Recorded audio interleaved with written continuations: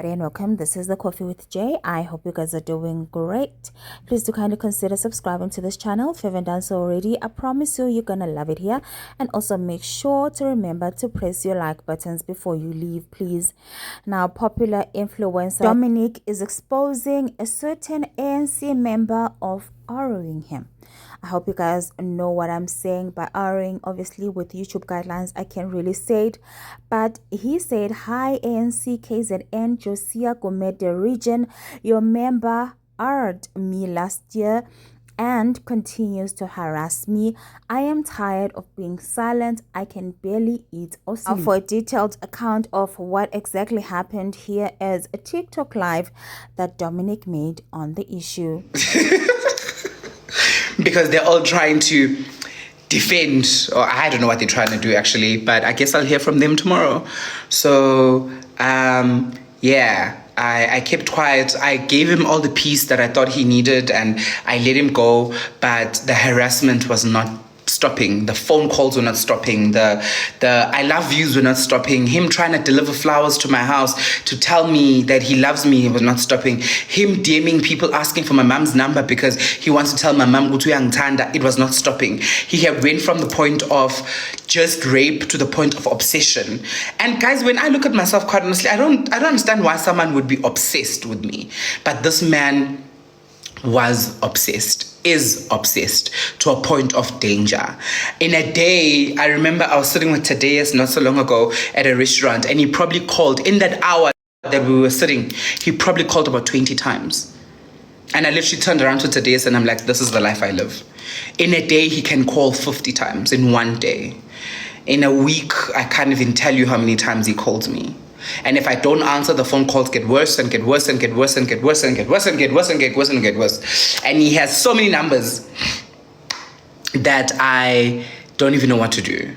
So already there are people on Facebook that are saying I'm looking for attention, I'm dramatic, I slept with him, and now that he doesn't want to give me sex, that's why I'm angry. There's things that are already being said about me, as if those people were there. As if those people were there when my arm was broken. Just because I didn't come and show you my broken arm doesn't, you know? Anyway, so yeah, I didn't realize that story was going to have so much negative thing around it, but it's nothing new. Victims in South Africa are always belittled. Victims in South Africa are always looked upon less than, because now people are asking, what were you wearing? Did you open a case? Whether I did or didn't has nothing to do with the fact that I was sexually assaulted.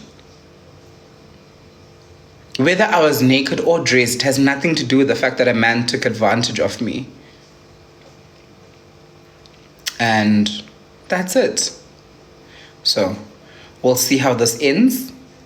If a day goes by and if 3 days go by, I've not done a live, that means he got to me and I'm dead. I don't know why I laughed when I said that, but that is literally the truth. If I'm being very serious with you at how scary this is and how scary this man is, if you don't see a post or a live for me for about 3 days, note I'm dead. Just know that for a fucking fact, that it would have been the end. He's not taking laying down. He's already called me, I think, 9 times tonight alone.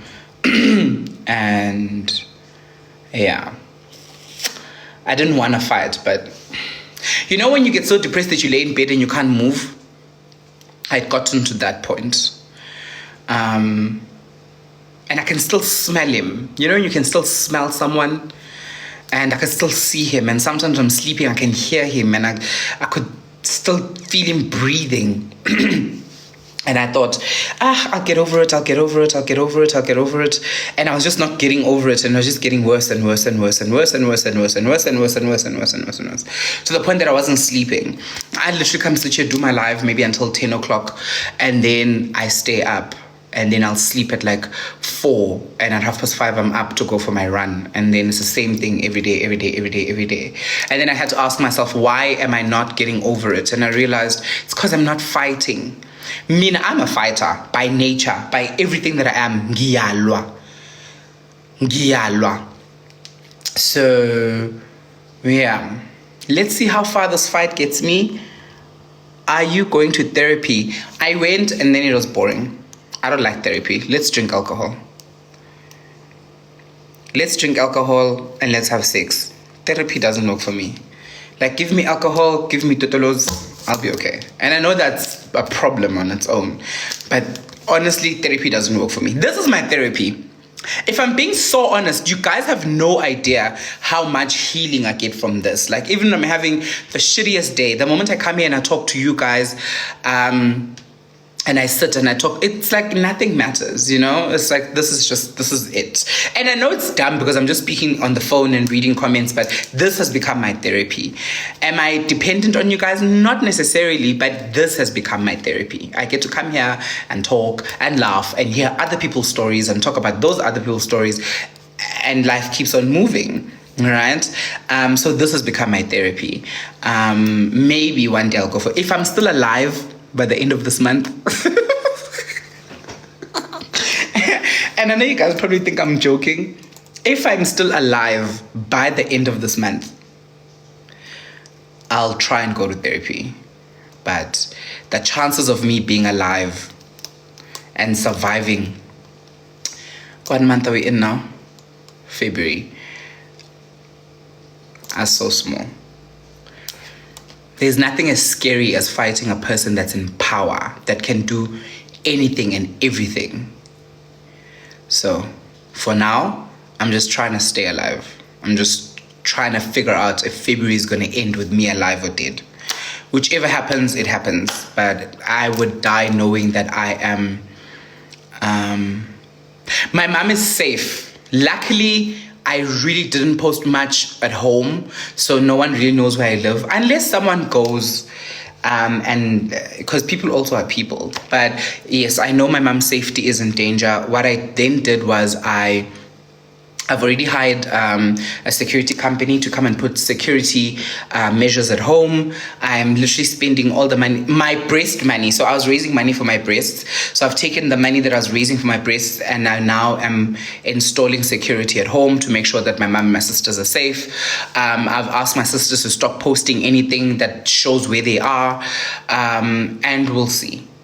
And that was the main reason why I didn't speak out, was because I was afraid for my mom more than me.